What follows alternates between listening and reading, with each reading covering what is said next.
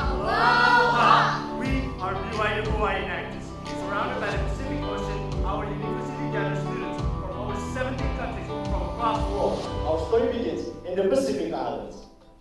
I am from Kiribati, an island country 2,500 miles away from Hawaii. At first glance, you might think it's a tropical paradise, but in reality, we face major problems, such as foreign food dependency and water contamination issues, leading to an epidemic of obesity and diabetes. We are losing our independence. This is my home, and I will do whatever it takes to empower my people. Kiribati imports over $30 billion worth of foreign food every year. This expenditure amounts to an astonishing 12% of the nation's GDP and leads to low-quality, high-priced produce that is 3 to 4 times more expensive than in the U.S. The root of these problems is the lack of fresh produce due to unhealthy soil. We needed to find a sustainable way to turn Kiribati sand into soil. We are the ReEarth Project! ReEarth has developed a new crop cover technology to create abundant soil, which could improve food production in Hawaii and beyond for generations to come. Our BYUH Enactus project is our project ReEarth, which is this international social enterprise that really just focuses on soil restoration. On our research farm, we developed a three-phase process: cover crops, nutrient recovery, and water collection system to create fertile, healthy soil from sand, making crops and food security a new possibility in Kiribati. ReEarth is a regenerative agricultural initiative. Regenerative agriculture uses natural processes to restore soil health for sustainable farming. Phase 1. Cover crops are plants that grow in poor soil conditions and are primarily used to slow erosion, improve soil health, and hold moisture. As the crops grow, essential nutrients are transferred from the plants into the soil without the use of costly chemical fertilizers. The soil in Kiribati is low in nitrogen, a vital ingredient to soil health. On our test farm, we experimented with cover crop technology and found that 2 of the crops, sunhemp and cowpeas, led to an increase in nitrogen by 1,100%. Phase 2. The process of turning Kiribati sand into soil also requires potassium, phosphorus, and organic material. Luckily, these elements can be found in pig manure. In Kiribati, the 14,000 pigs in our country cause major issues, such as ground and water contamination due to poor management. Our team designed a mobile pig pen using electric fences that makes them easier to manage. The idea is simple. Move the pen to a new spot on the covered crops weekly and let them do their thing. Phase 3 is our massive freshwater collection system. In Kiribati, rainwater falls straight through the sand, leaving little for agriculture. Our 6 containment systems allow for the collection, storage, and distribution of over 250,000 liters of annual rainfall and have the capacity to hold up to 1.5 million liters of fresh water. Our water system uses advanced drip irrigation, saving 70% more water than traditional methods. A technology no other organization has implemented in Kiribati. We developed a partnership with a company in Bangladesh that produces hybridized seed that can thrive in 40% salt water. With our land cleared and seeds in place, the regeneration process has begun. We generated $174,000 of initial funding to launch our project in Kiribati. More importantly, we developed a business model that uses 4 specific revenue streams. First revenue stream: we sell crops produced on our farm. We farm on 10 acres of land at an estimated of 5% crop capacity. By the end of the year, we will produce 43,430 pounds of food, generating $170,000 in revenue. By the second year, our crop yield will increase to 10% due to the nutrients deposited. Our second revenue stream comes from pig sales. We raise and sell 12 pigs every month, generating over $22,000 in annual revenue each year. Third, we sell tools, seeds, and supplies. At our locals can purchase seeds for their crops, water containment system for their lands, and tools for their farms. These sales provide an additional $45,000 of annual revenue towards our project and keep the cash local. Our fourth revenue stream is a monthly subscription fee to our agricultural center where farmers can access materials, knowledge, and technical support. Our primary customer acquisition is based upon a strong network of on-the-ground associates.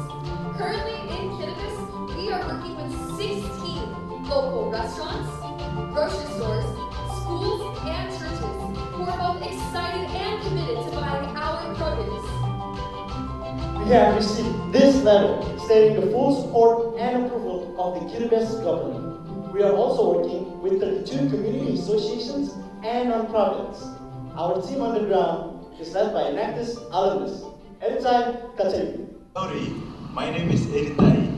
As a BYUH graduate and an Enactus alumni, I'm excited to be a part of the ReEarth team. My country is struggling with food security, and this project is making a difference by increasing our access to fresh produce. It's something we need and want. Together, we're building a sustainable and healthy future for generations. By using our three-phase soil restoration process, including cover crops, livestock management, and water collection systems using drip irrigation, my people in Kittibis will have access to fresh fruits and vegetables, creating a lasting impact by helping Kittibis overcome this health crisis and increasing financial stability nationwide. Kittibis was just the beginning. After seeing our success in Kittibis, I and Purusurun, we began to think about the similar issues our country and families face. We are from Mongolia, where fruits and vegetables are difficult to grow and very expensive. My family only eats produce on holidays because they are unaffordable or unavailable. We realized the problem isn't just the price, it's the soil. In Mongolia, we import 80% of all fruits and vegetables from China because our soil is degrading. While in Kittibis, we have been turning sand into soil. In Mongolia, we must prevent our soil from turning into sand.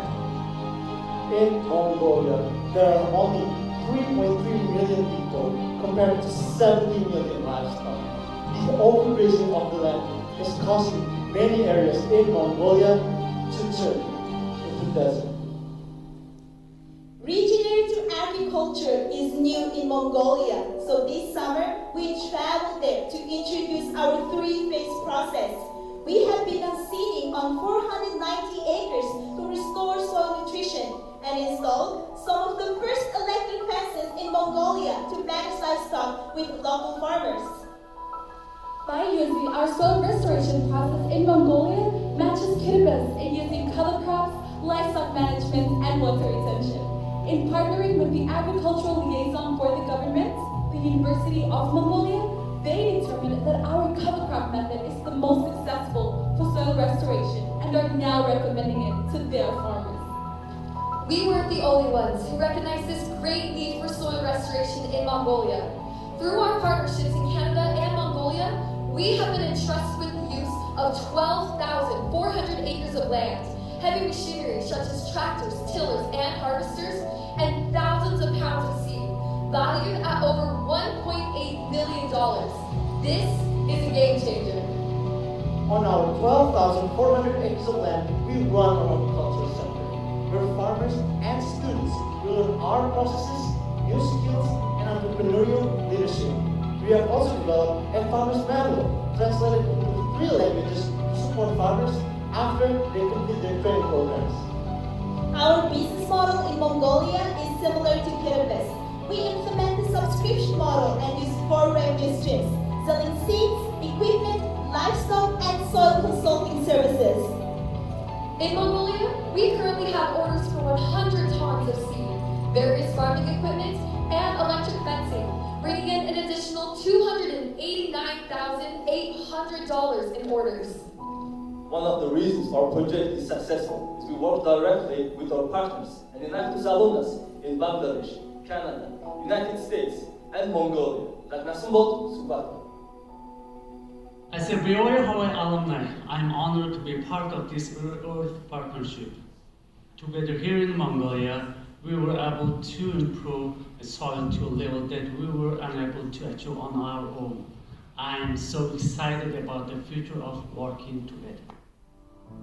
In summary, our project has impacted 30,221 people, generated $174,000 in revenue, $463,800 of total revenue and orders, 12,400 acres of land, sea, and equipment, valued at over $1.8 million. ReEarth is not just about changing soil, it's about changing lives. We could give a country better produce and feed them for a season, but our ultimate goal is to empower people to create lasting change, feeding their families for generations. by identifying and harnessing the local resources already available, we are revolutionizing an industry. We consulted the experts, ran the numbers, and developed a repeatable, scalable, sustainable model. This is a solution that empowers these nations. Our people in Mongolia. My family in Kiribati. Making a difference for their future generations.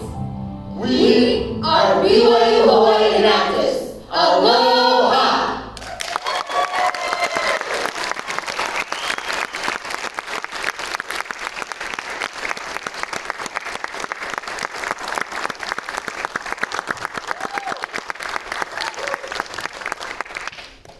So we'll initially have 5 minutes for Q&A. That time will now begin.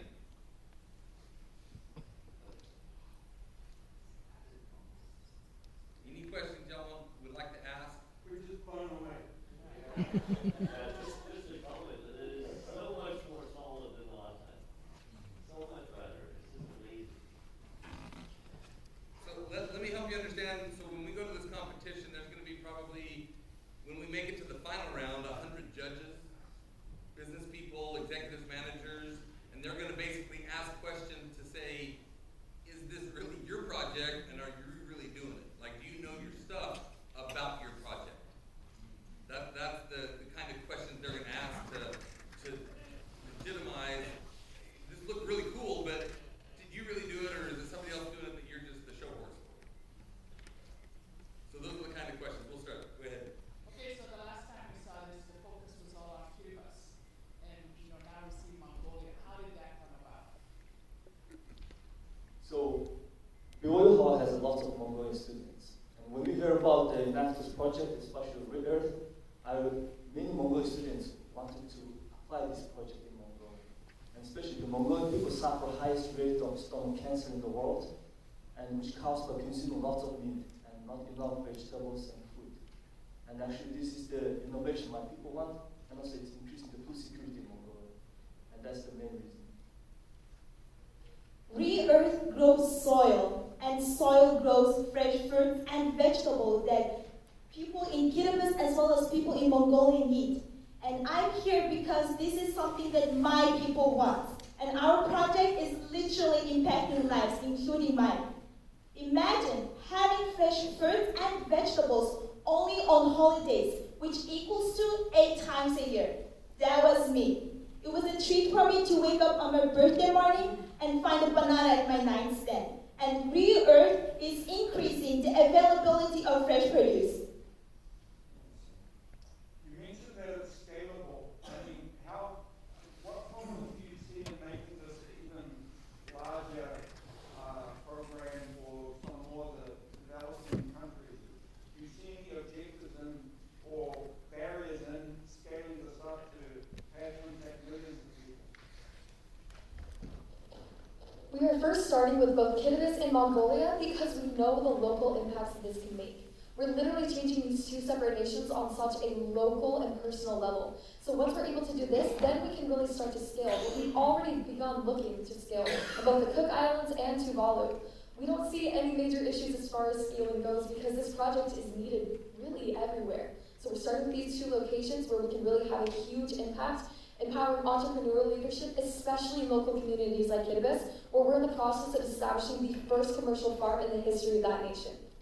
In Kiribati, one of the problems that we encountered was with shipping. This was because in Kiribati only 3 ships come every month, and in 2 days we completely run out of produce. This is why our project is so healthy, helping my people, because we are giving my people, my family, the opportunity to have fresh fruits and vegetables. So for in large scale, we are partnering with the Mongolian University of Agriculture. The experts directly advise the government policies. And also they have validated our process and now recommending to all Mongolian farmers, especially the 3-phase process. You're disrupting economies here. There's someone supplying the current fruits and vegetables into Kiribati and into Mongolia. How are you dealing with this disruption that you're creating in the environment? We are working with the supply chain. So Mongolia imports 80% of the fruits and vegetables from China. However, it equals to less than 1% export for China. And there's only one major cover crop company in Mongolia, and they cannot keep up with the demand. But together, we are creating more supply, expanding our impact, and introducing regenerative agriculture to a new generation of farmers in Mongolia. And yes, we disrupt the system there. However, the supply chain there is failing. It doesn't matter how much money they have, it's just not available for them. We are giving them a more supply because of the high demands that they have. This is a lot to keep track of. What does your organizational setup look like? Is there a CEO or anything like that?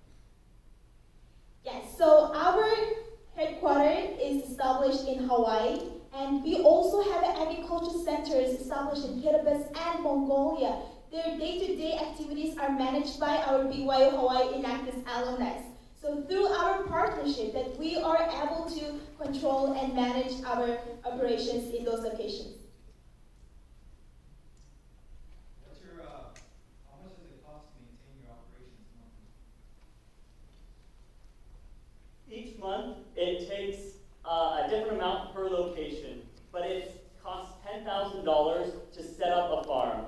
And since we're not growing each and every day, there's a different growth period. We have different costs, but we're able to be sustainable because we already have orders for $289,000, which proves that there's a demand for regenerative agriculture both in Kiribati and Mongolia. To answer for more of your question, this is why our financing model is sustainable. Because we empower local farmers, and the best part is the cash is local instead of leaving to international imports. So I have a question about one of your revenue streams. One of the revenue streams that's common between Kiribati and Mongolia is the sale of equipment. So a farmer, once they start a farm, they're not going to be buying equipment every year. And you're reporting that that's a quarter of your revenue stream. The second part of my question is, if you sell that equipment, are you guys selling new equipment or used equipment? So we're selling new equipment in both locations, and yes, we're helping farmers in Kiribati start their farms. There is no commercial farm in Kiribati already. And in Mongolia, we're helping them provide new equipment. Right now, they only have old Russian equipment. We're providing new supplies. So if you're selling new equipment, are you providing the farmers, these local farmers with limited resources,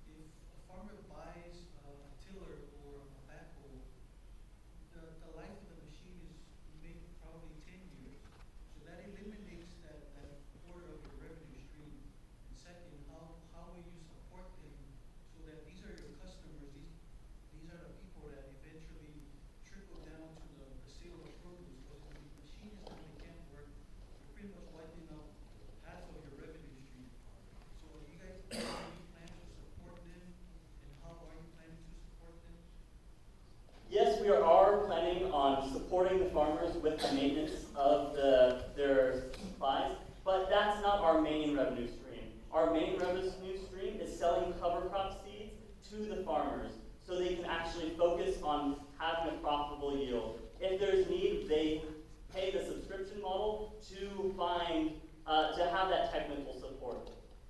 To add on to further answer your question, so not only are we selling the equipment, but we're also renting it. Because, for example, the tiller is much more expensive, especially having to ship it to Kinnabis, and they won't be using that on a daily basis. So we are also renting like smaller equipment, such as wheelbarrows and tillers and other things that they need. So therefore, this is a more viable revenue stream instead of just having to simply sell all the equipment. We really just want to make this so our farmers can have the equipment accessible so that they can continue to grow on their farms with our support.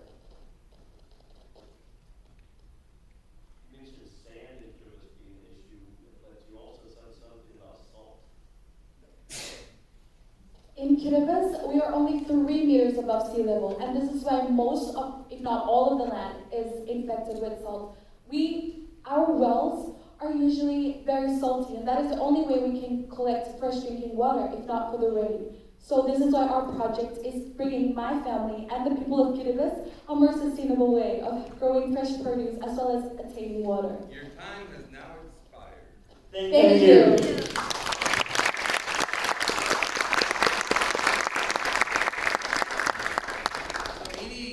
Immediate feedback would be great. We can't, once again, that's why I give my phone number, 808-372-6032. I'd love your feedback. Any other feedback? You guys are wonderful.